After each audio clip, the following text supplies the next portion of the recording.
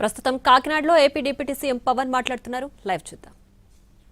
Machine కి భాగంగా ఈ ప్రయత్నాల్లో గ్రీన్ అమ్మోనియా ప్రాజెక్ట్ చాలా కీలకమైన అడుగు. రెన్యూవబుల్ ఎనర్జీ రంగాన్ని ప్రోత్సహిస్తూ ఈ రంగంలో ఆంధ్రప్రదేశ్నే దేశంలో మొదటి స్థానంలో నిలపాలన్నదే ఈ నారా చంద్రబాబు నాయుడు గారి నాయకత్వంలోని కూటమి ప్రభుత్వం లక్ష్యం. దానికి ఈరోజు ఏఎం గ్రీన్ ఎనర్జీ దీనికి ముందడుగు వేయటం చాలా చాలా ఆనందదాయకం.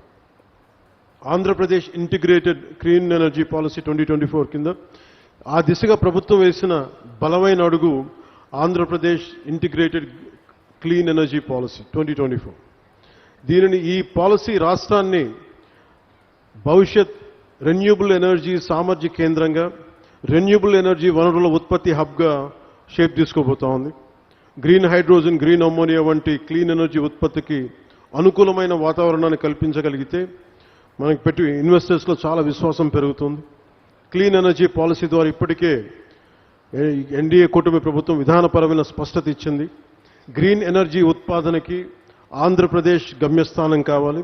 అదే నారా చంద్రబాబు నాయుడు గారి నాయకత్వంలోని కూటమి ప్రభుత్వ విధానం. ఈ క్లీన్ ఎనర్జీ పాలసీని సద్వినియోగం చేసుకుంటూ ఈరోజు ఏఎం గ్రీన్ సంస్థ మన కాకినాడలో దేశంలోని మొట్టమొదటి 1 మిలియన్ మెట్రిక్ టన్నుల సామర్థ్యం గల గ్రీన్ అమోనియా తయారు కేంద్రాన్ని ఏర్పాటు చేసేందుకు ముందుకు వచ్చినందుకు మనస్ఫూర్తిగా మరోమారు వారికి శుభాకాంక్షలు తెలియజేసుకుంటూ, దేశ కాలుష్య రహిత ఇంధన ప్రయాణంలో ఇది ఒక మైల్ స్టోన్గా మనం అభివర్ణించవచ్చు. మనకి ఈ ప్రాజెక్ట్ రెన్యూబుల్ ఎనర్జీ సాయంతో నీటిని ఎలక్ట్రాలిసిస్ చేయడం ద్వారా గ్రీన్ హైడ్రోజన్ ఉత్పత్తి చేస్తుంది.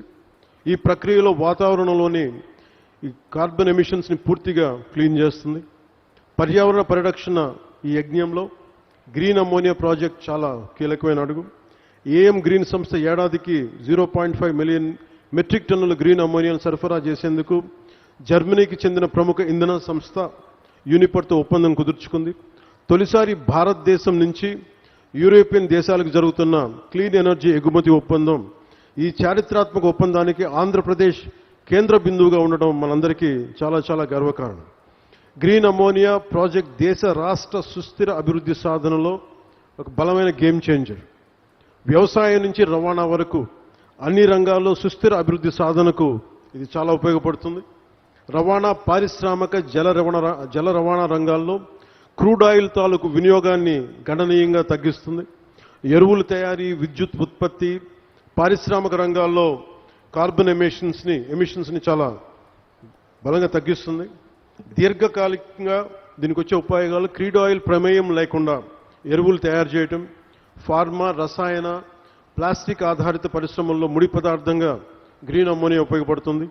దీంతో పాటు వాతావరణంలో కార్బన్ ఎమిషన్స్ని తగ్గించడం ద్వారా 1 సెంటీగ్రేడ్ మార్పు వచ్చినా కానీ చాలా బలమైన మార్పు తీసుకుంటుంది. ఉదాహరణకి ఎందుకు వీళ్ళందరూ మనందరికీ సగటు మనిషికి అర్థం కావడానికి చెప్తున్నాను. మనకి పిఠాపురంలో చూశారు, సముద్రం ముందుకు వచ్చేస్తూ ఉంటుంది. దీనికి 2-3 సెంటీగ్రేడ్స్ భూ ఉష్ణోగ్రత పెరగగానే సముద్రం అక్కడ ఐస్ కరిగి మనకి సముద్ర మట్టం పెరిగిపోతూ ఉంటే ఇలాంటివన్నీ తగ్గించడానికి ప్రపంచ దేశాలన్నీ కలిపి తీసుకున్న నిర్ణయం భూ ఉష్ణోగ్రత తగ్గించాలని. దానికి ఈ క్రూడ్ ఆయిల్ ప్రమేయం లేకుండా ఎలాంటి ఆల్టర్నేటివ్ ఎనర్జీస్ తయారు చేయాలి, క్లీన్ ఎనర్జీ ఎలా తయారు చేయాలి, దాంట్లో భాగంగానే ఇవన్నీ గ్రీన్ అమ్మోనియా ప్రాజెక్టు స్టార్ట్ అయింది ఇక్కడ. దీనివల్ల రాష్ట్రానికి ఎన్నో దీర్ఘకాలిక లాభాలు కలిగినాయి. విద్యుత్ రంగం సంక్షోభం నుంచి పెట్టుబడిదారుల విశ్వాసం దిశగా ఇది ముందుకెళ్తుంది. గత ప్రభుత్వం పాలనలో వచ్చినప్పుడు మీకు తెలుసు, 2 నెలల్లోనే పవర్ పర్చేస్ అగ్రిమెంట్స్ రద్దు చేసి పునఃసమీక్ష పేరుతో విద్యుత్ రంగాన్ని సంక్షోభంలోకి నెట్టేశారు. విదేశ పెట్టుబడిదారులని ఇబ్బందులు గురిచేసి కోర్టు కేసుల వల్ల చాలా ఫైన్స్ చెల్లించాల్సిన పరిస్థితి తెచ్చారు. అలాగే ఈ కియా కంపెనీ యాజమాన్య ప్రతినిధులను కూడా చాలా బహిరంగంగా బెదిరించారు.